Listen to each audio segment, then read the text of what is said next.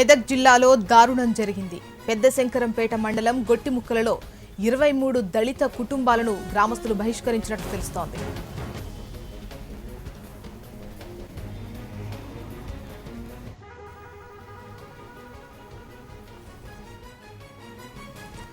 మెదక్ జిల్లాలో దారుణం జరిగింది. పెద్ద శంకరంపేట మండలం గొట్టిముక్కలలో 23 దళిత కుటుంబాలను గ్రామస్తులు బహిష్కరించినట్లు తెలుస్తోంది. దీనికి సంబంధించి మరిన్ని వివరాలు మా రిపోర్టర్ అహ్మద్ అందిస్తారు. అహ్మద్,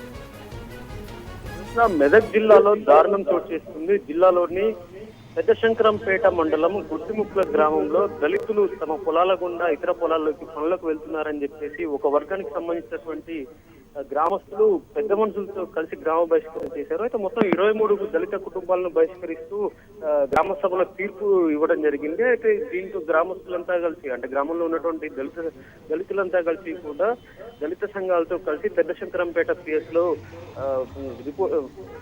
కంప్లైంట్ చేయడం జరిగింది. అయితే దీంతో అక్కడ ఉన్నటువంటి పోలీసులు అదేవిధంగా డిఎస్పీ ఆధ్వర్యంలో 4గురిపై కేసు నమోదు చేసి విచారణ చేపట్టారు. దీనిపై దళిత సంఘాలన్నీ కూడా గుర్రుగా ఉన్నాయి.